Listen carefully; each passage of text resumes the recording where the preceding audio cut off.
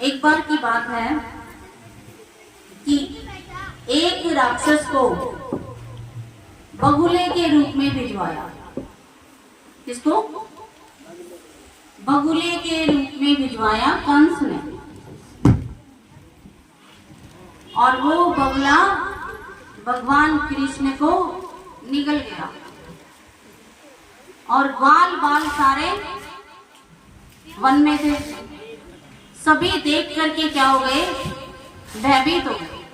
तो बगुला निगल जाता है तो सारे ग्वाल बाल भयभीत हो जाते हैं और इतने अधिक भयभीत हो जाते हैं कि अब नंद बाबा को जवाब क्या देंगे। देखो हमारे एक 8वीं कक्षा में एक पाठ आता है, 7वीं में है 8वीं में, कि 10 बच्चे कहीं तालाब पर स्नान करने के लिए जाते हैं। आता है ना आपके यहाँ? फिर क्या होता है बताओ?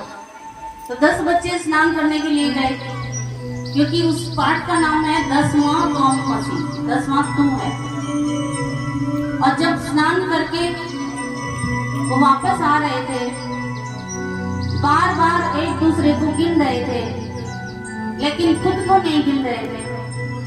तो सभी ने ये सोचा कि एक बच्चा नदी में डूब गया। यही सोचा ना, उनको ये डर हो गया कि एक बच्चा नदी में डूब गया, परंतु वो अपने को नहीं काउंट कर रहे थे। हर बच्चा गिनता, हर कहता कि 9 ही है। फिर एक पथिक जा रहा था, उस पथिक ने कहा कि बच्चों तुम चिंतित क्यों हो? तो बच्चों ने कहा कि हम चिंतित इसलिए हैं कि हमारा एक साथी नदी में डूब गया। तो पथिक ने कहा तुम थे कितने? बोले हम 10 थे। बोले मैं गिनता। उन्होंने गिने तो वो 10 ही थे। तो देख करके बड़े खुश हुए कि हम तो इतने ही आए थे, इतने ही हैं। और इधर वो ग्वाल बाल के साथ कन्हैया थे, वो तो अलग ही थे। उनको बगुले ने निगल लिया और उनके पास कोई हिम्मत नहीं कि वो उसको बगुले में से बाहर निकाल। कन्हैया की लीला देखी। फिर कन्हैया ने विचार किया कि सारे ग्वाल बाल क्या हो गए हैं? भयभीत हो गए हैं। अब मुझे बाहर निकलने का प्रयास करना चाहिए। तो भगवान ने अपना इतना बड़ा रूप बना लिया कि वो बगुला तो वहीं खत्म, उसको मुक्ति प्रदान की। बोलिए कृष्ण कन्हैया सावरिया सरकार की। ऐसे ही ग्वाल बाल जो थे वो वहां एक बार भोजन कर रहे थे। सभी अपने अपने घरों से कुछ ना कुछ बनवा के लेके आए। आजकल की पार्टियों में भी ऐसा कर लेते हैं कई बार कि तुम कुछ बना के लाओगे, आप कुछ बना के लाएंगे, आप कुछ बनाएंगे और हम इकट्ठे बैठ करके खाएंगे। ऐसी ही पार्टी बाल गोपालों की थी और सभी भोजन कर रहे थे। तो बाल गोपालों का ध्यान गया कि कन्हैया गाय पहाड़ पर चढ़ी और वापस नहीं आई। गाय तो गई, गाय नहीं आई। इधर ब्रह्मा जी के विचार चला, क्या ये वही अवतार लेकर के आए हैं? विष्णु भगवान का अवतार है। उनके मन में शंका हो गई।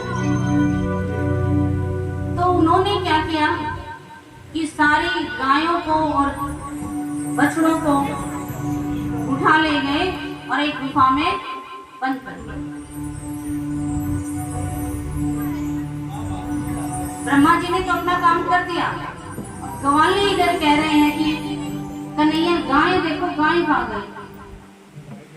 ये सुन तो आप सभी ने रखा होगा ना?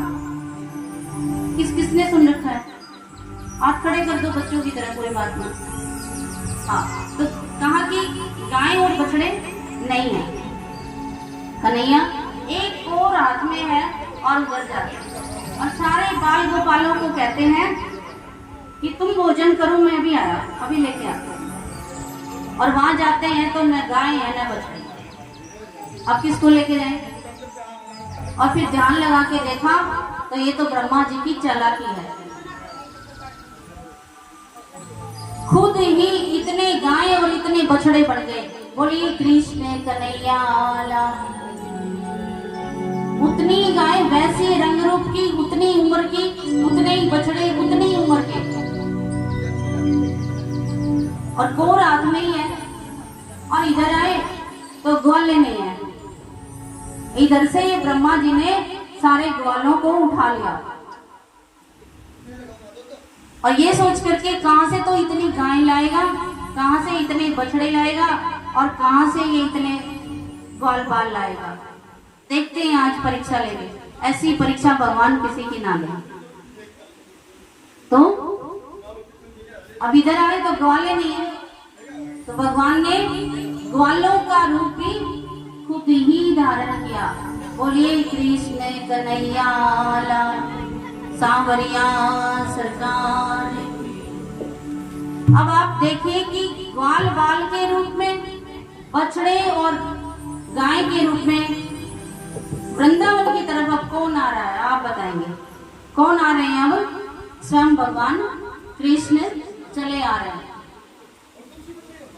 बलराम जी ने देखा कि इनका तो कुछ बदला बदला सा थोड़ा रूप मेरे को नजर आ रहा है, तो ध्यान से देखा तो सभी क्या है? कन्हैया बने हुए।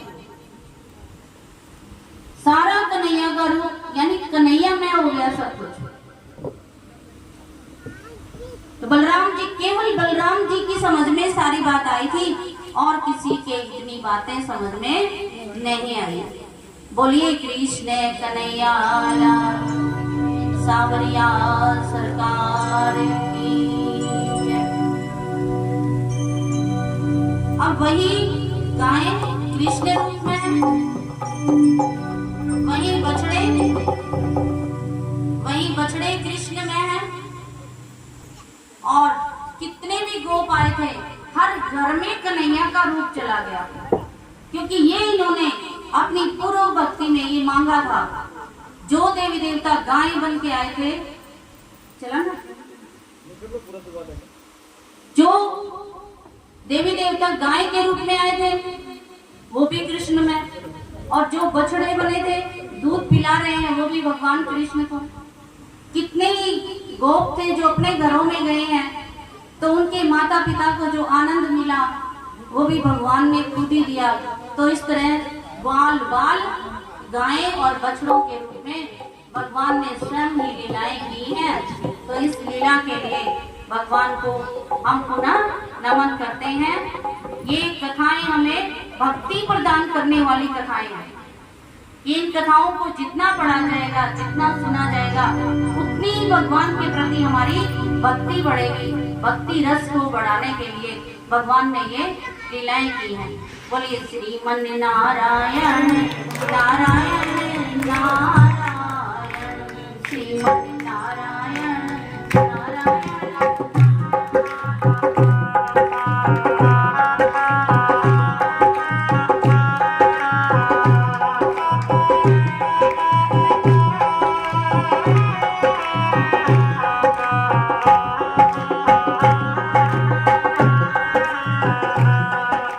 Please like and share.